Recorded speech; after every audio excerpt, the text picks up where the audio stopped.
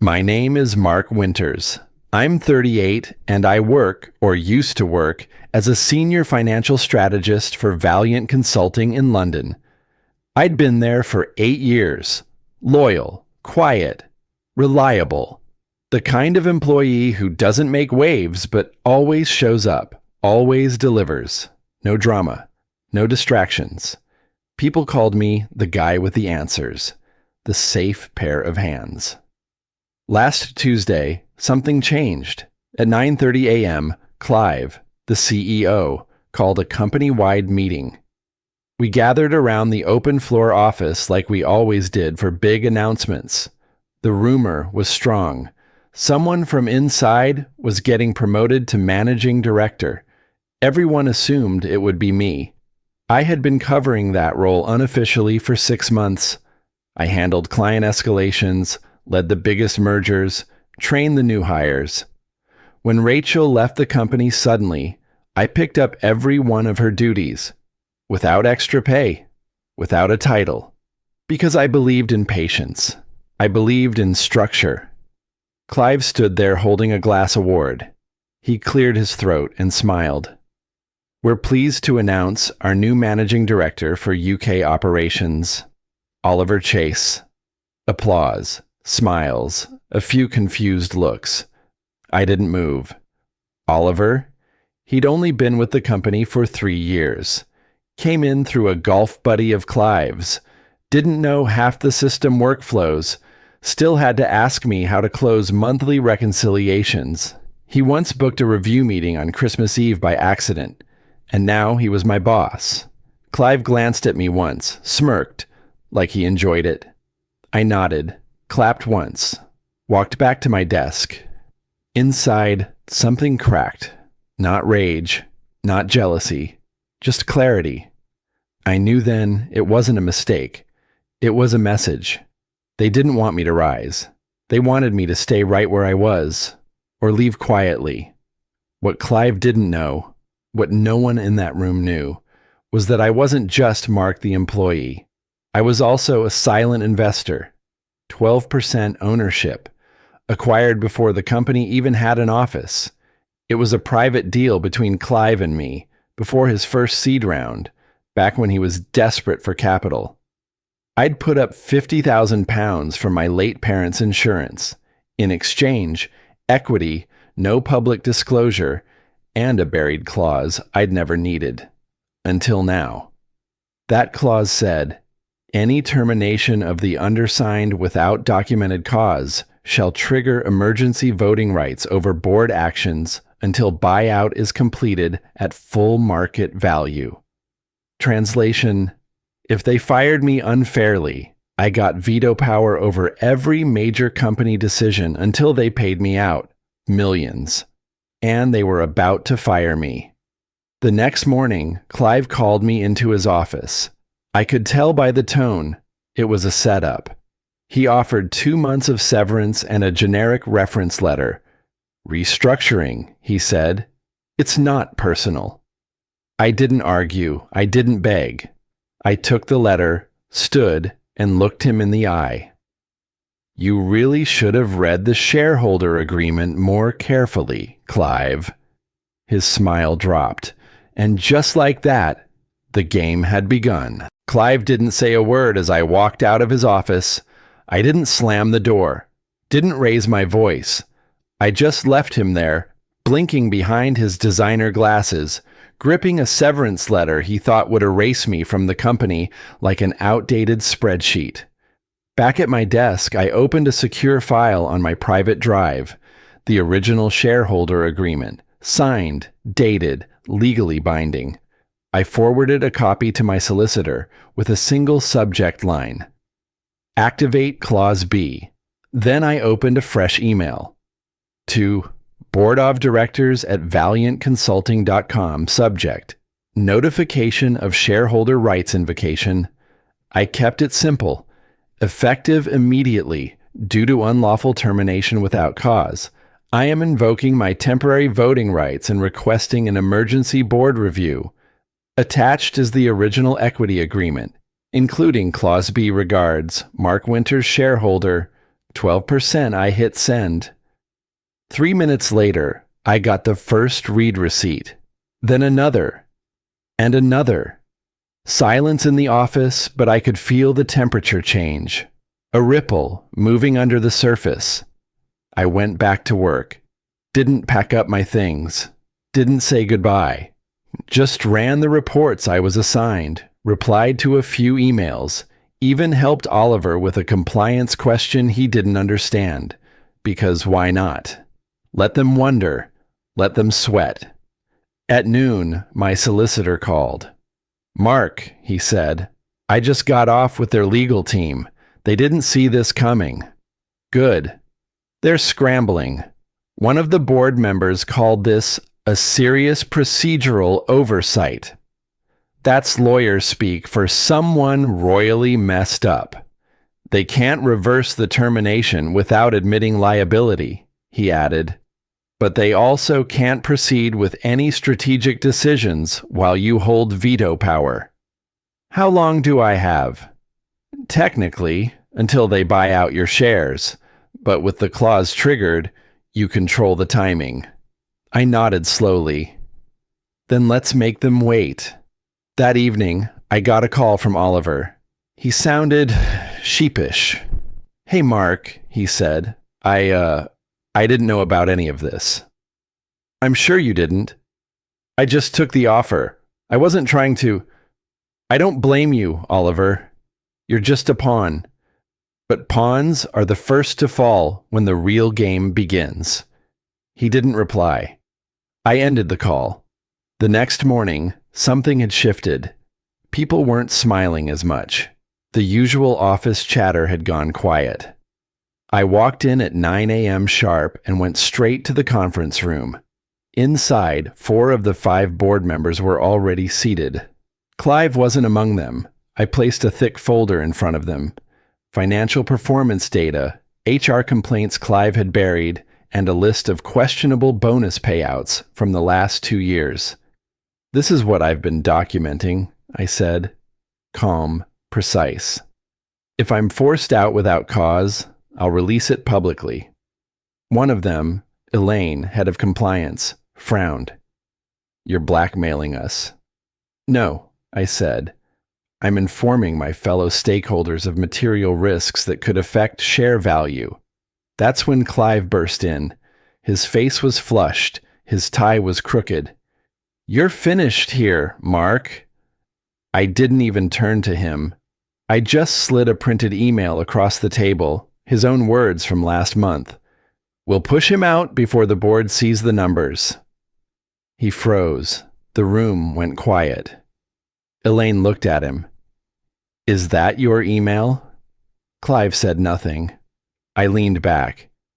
"You tried to get rid of me, Clive, but you forgot one thing." "What's that?" he asked, his voice low. "I'm not just an employee. I'm the firewall." By Thursday morning, the atmosphere at Valiant Consulting was brittle. People didn't meet my eyes anymore, but not out of disdain, out of uncertainty. They weren't sure who I was anymore. Yesterday, I was the guy who fixed broken Excel macros. Today, I was the guy who walked into the boardroom and made the CEO sweat. I didn't say a word, just did what I always did.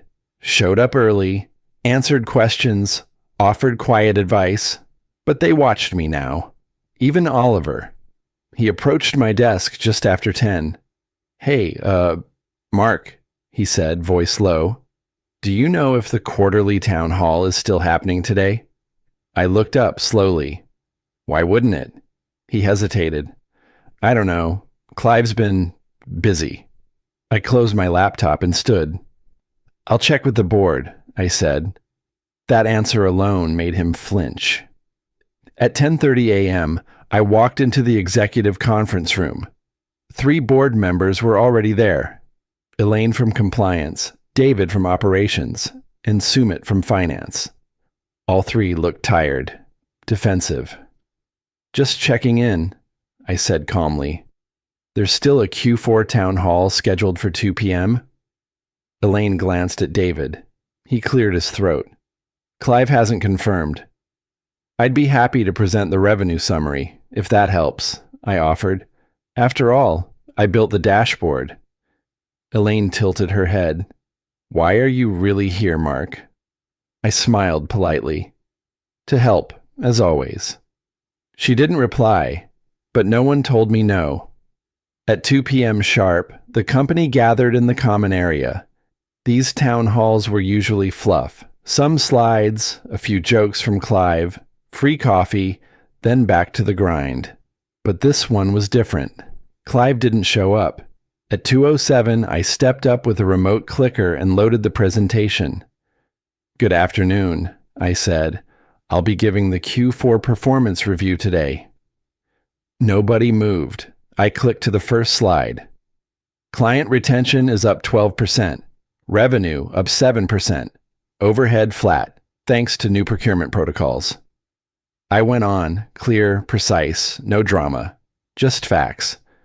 But the real moment came on slide 12. Bonuses this year will be performance-based, not role-based, I said. The new structure was approved by the board this morning. That landed like a thunderclap. For years, bonuses were rigged towards senior leadership. Now, everyone had a chance. Admins, analysts, junior staff, anyone who contributed. There was a pause, then quiet nods, then applause. Not for me, for the change. Back at my desk, I got an email from Elaine. One line, that was a hell of a move. I didn't reply. At 4 p.m., Clive finally arrived, sweating, disheveled, flanked by his assistant. He stormed into his office and slammed the door. 5 minutes later, my phone buzzed. A text. Clive Brighton. Come see me. His office smelled like overpriced cologne and panic. You had no right, he hissed. Actually, I did, I said, dropping a folder on his desk. Board approvals, majority signed. You were absent. He slapped the folder shut. You think you can run this place? No, I replied. I think we can. Together. Until you buy me out. He went silent. I leaned in. You tried to erase me, Clive. But I didn't build my life on being easy to forget. And with that, I left him sitting there, smaller than I'd ever seen him. Clive wasn't someone who accepted defeat quietly. I knew the moment I walked out of his office the day before, he'd already started planning his counterstrike. And he didn't waste time. By Friday morning, I noticed it. A subtle shift. Emails I should have received were suddenly skipping me. Calendar invites to leadership huddles, missing. Key files locked behind new permission settings. Classic corporate sabotage. He couldn't get rid of me legally, so now he was trying to isolate me, cut me off from the flow, make me irrelevant. Smart move. If I were anyone else. At 11 a.m., Elaine forwarded me an email chain. The subject, Temporary Access Changes, Compliance Review. It was Clive's doing. He'd sent a directive to IT citing a supposed internal investigation as grounds for revoking my access to financial data and board communications, despite knowing I was still a 12% shareholder with veto rights. Elaine didn't add a note. She didn't need to. The message was clear. He's trying to box you out. I stood, walked straight to the IT director's office. James, I said, did you disable my credentials? He looked up, nervous. It came from Clive. Marked urgent. I just followed protocol. I nodded. Then follow this. I placed a printed copy of my equity agreement on his desk. Legal's already seen this. If you knowingly restrict a shareholder's rights without full board approval, you're liable. James swallowed hard. I'll restore access immediately. Thank you, I said, turning to leave. And James? Yeah? Maybe don't take instructions from someone under audit. At noon, Clive made his next move. He sent a company-wide email. Effective immediately. All strategic decisions must be cleared through the CEO's office to ensure continuity and alignment. Any previous procedural exceptions are now nullified. It was a power play. One last grasp at control. 10 minutes later, I replied, all staff CC'd. As a voting shareholder currently holding emergency oversight per Clause B, I remind all staff that corporate policy cannot override board-authorized governance. The procedures remain as approved on Thursday. Any confusion may be directed to legal. I didn't add my name, just the line, MW shareholder 12%. The office went quiet after that. No reply from Clive. No more access issues. No more games. Later that afternoon, I met with Elaine and 2 other board members privately. We need to talk next steps, she said. Clive's becoming a liability, David added. His decisions are panicked. He's trying to wage war instead of fix problems. I don't want his job, I told them. I want accountability and a clean exit. Sumit looked intrigued. Exit? I nodded. Eventually. But not before we clean house, and not before I get full market value for my shares. Elaine leaned back in her chair. You're playing this smart. I've had years to plan, I said. By 5 p.m., Clive was gone for the day. He didn't say goodbye, didn't even make eye contact when we passed each other near the elevators. But I could feel the rage radiating off him like heat. He thought he'd buried me. But now, he couldn't move without triggering consequences. He was CEO and title only, and the staff, they were beginning to see it. By Monday morning, the walls around Clive had started to crack. You could feel it in the kitchen, in the elevators, in Slack messages that were a little too carefully worded. People were no longer afraid to say his name. Just tired of pretending they respected it. A whisper here, a smirk there. Every empire begins to rot from the inside before it collapses from the outside. And Clive's empire had started to smell. It started with the interns. The week prior, he'd forgotten to authorize their transportation stipends, said he was too busy to deal with minor admin. But after the bonus restructure I pushed through, people started paying attention to the details. 2 of them submitted formal complaints to HR on Friday.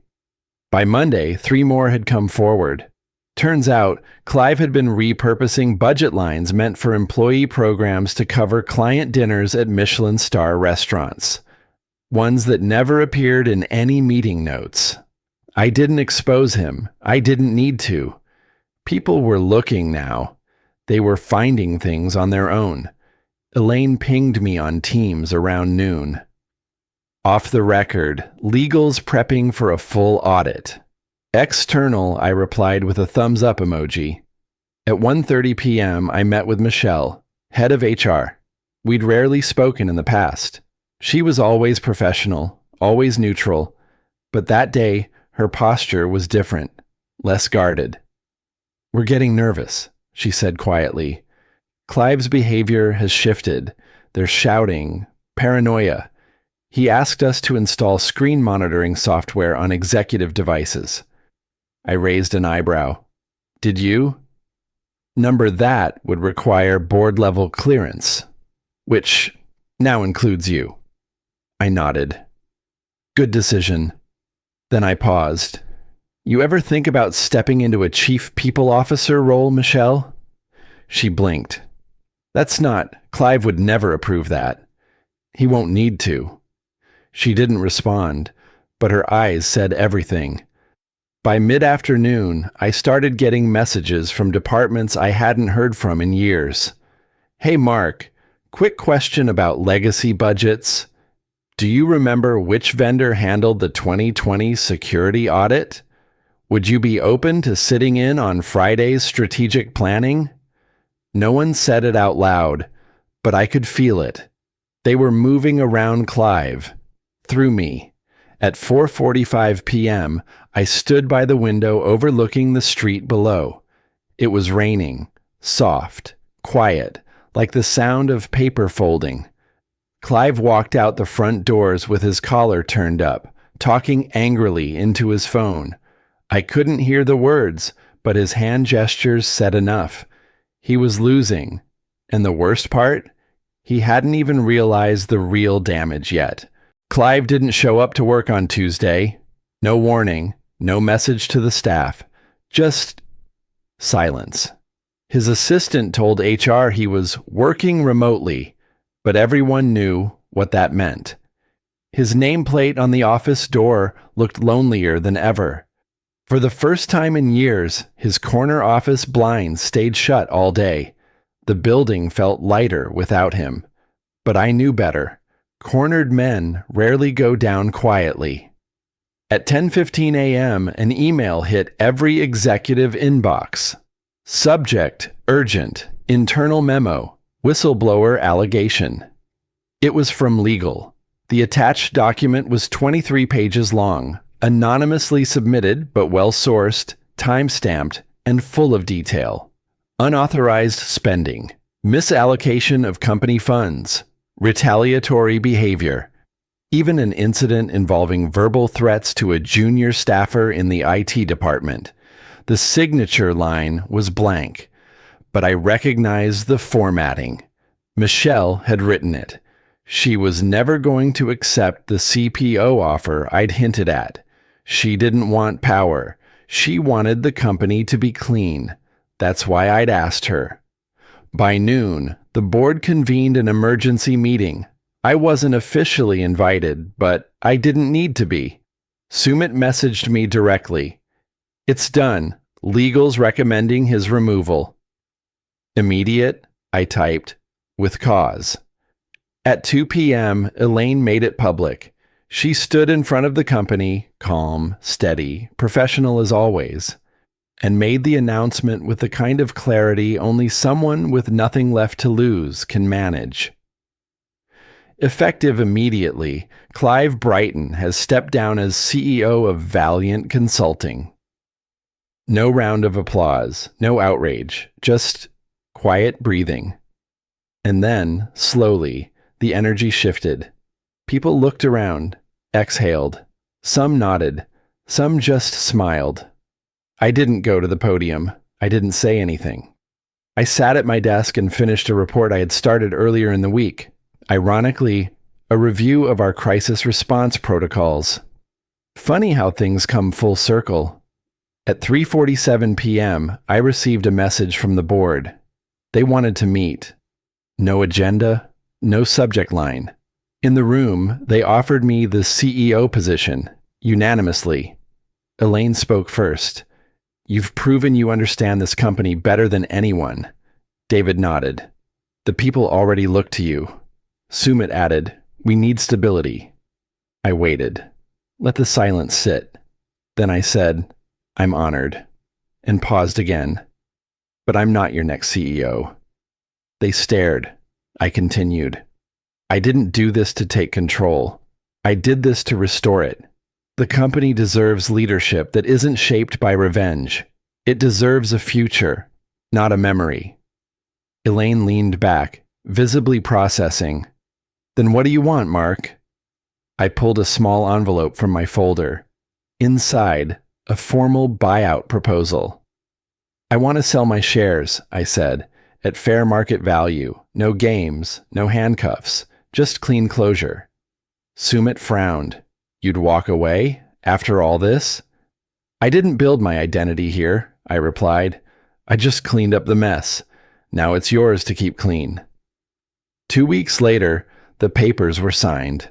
The funds were transferred. And I walked out the same door I had walked through for 8 years, this time without looking back. No farewell speech, no farewell cake, just a quiet exit. I now work from a small office above a bookstore in Shoreditch. Financial systems design, contract consulting. Nothing flashy, but it's mine. I take long lunches, answer only the emails I want, and I sleep better. Clive, Last I heard, he's under investigation. But that's no longer my concern. You see, revenge isn't about rage. It's not about shouting louder or hitting harder. It's about timing. It's about precision. And most of all, it's about walking away without needing anyone to clap for you.